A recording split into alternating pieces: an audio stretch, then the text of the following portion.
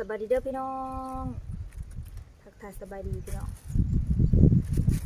สวยปานนี้น้ำยังบ่ได้อาบพี่น้องเพราะว่าสอดสวย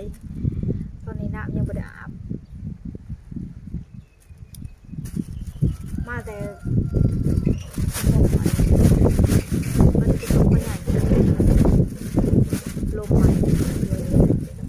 ใหญ่เป็นจุกเอางัวเอามาขี่รถไปส่งเพิ่นถ้าก็มาสมัยจะเสียอาบน้ำซื้อมักซารีเขากำดำพี่น้องมาลองดูมือบายกระดำวิจังสี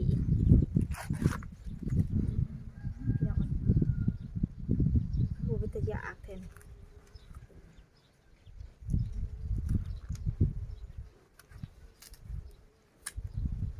โหดโพ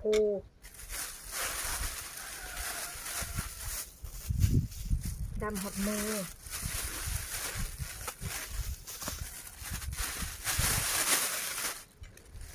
บอกผมรู้ดำเทดำหวาพี่น้องมือคือจังดำเลยนี่มือคือจังดำเลยบัดนี้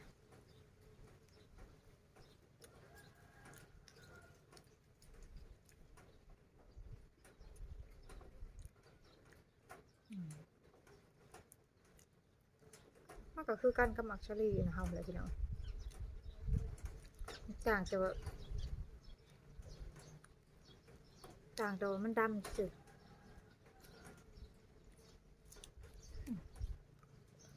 รสชาติมันก็รสชาติก็คือกัน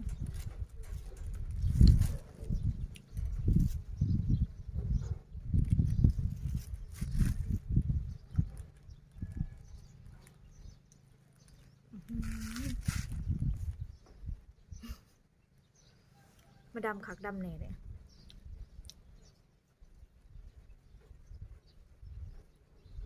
แดดเลยเอาพอยางมาว่าเดี๋ยวเฮียนผมมีรถไปรับเอาไปหน่อยรถคันเดียวบอกเตี้ยขี่ไป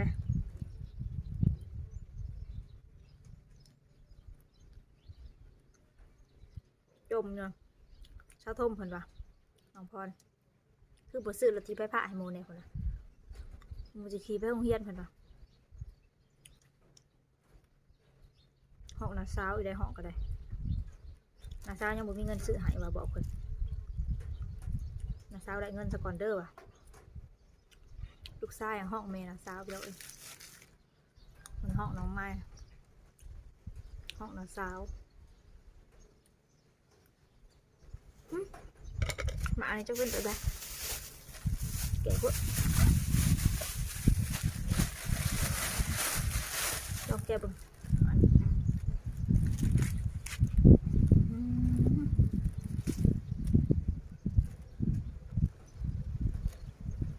เป็นชุดผักชุดไหนเนี่ยว้าบุเรียปลาเผือกดำพี่น้องสาลีเข้ากับดำผักดำแหนเนี่ยว้าน้องพรออกอยาก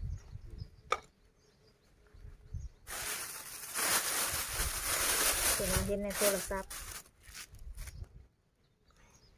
ตัวเองหมูอยากเด็กคนละเบากับแม่ตัวเองแล้วก็น้าสาวหมูอยากเด็กคนละมันคือสีอันเละๆคนละหมูบ่เคยกินคนละตัวเองซื้อให้หมูกินอย่างเดิมคนละทำไมก็เลยสั่งมา2 ถุงพี่น้อง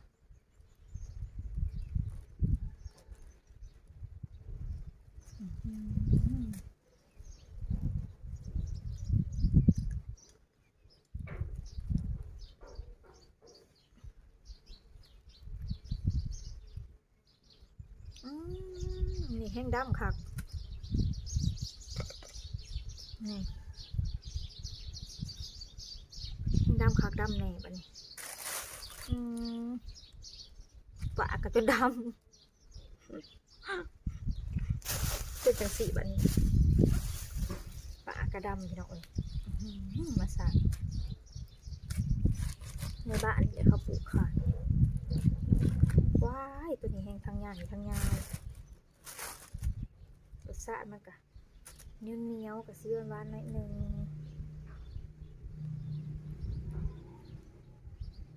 คือมักซารีอันเฮาเลยครับต่างแต่ว่ามันด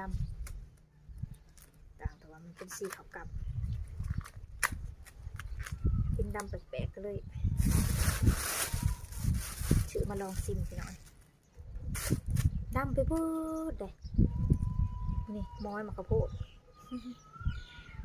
ชาวปูแกเขาเอิ้นม้อยมะขามโพดเขาได้พี่น้องม้อยเพิ่นนี่ก็ดำดิดำเบิดเลยเด้อ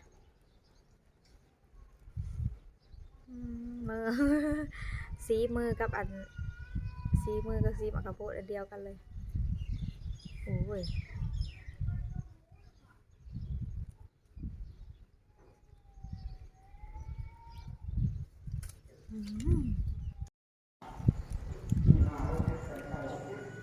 เชื่อมาอโลยังบัดนี้พี่น้องผู้ใดเสียชีวิต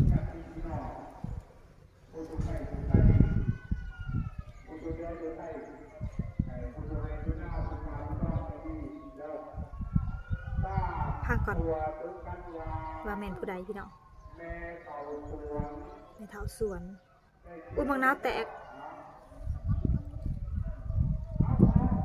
เพื่อนเราอยู่ใกล้ๆเพื่อนไม่ใหญ่พี่น้องเพื่อนใกล้แม่น้องไม้แต่ว่าเราบ่ได้อยู่เราออกไปอยู่นำลูกเราอยู่หน้าพี่น้องกับบ่ไกลปานใดภาคทงแต่ว่าเพื่อนติดกันกับเพื่อนอัน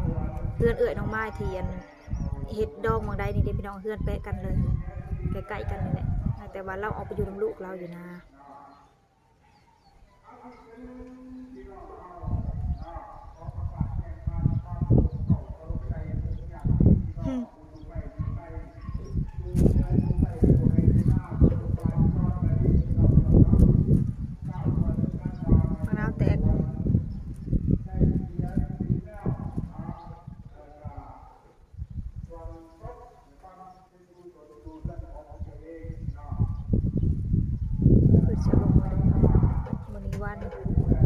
วันพุธ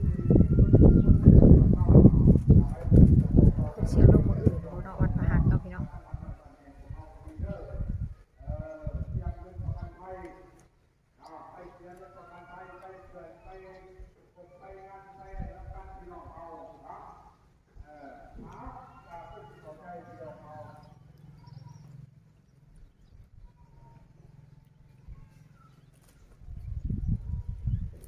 มีคนเสียชีวิตอีกเลยพี่น้อง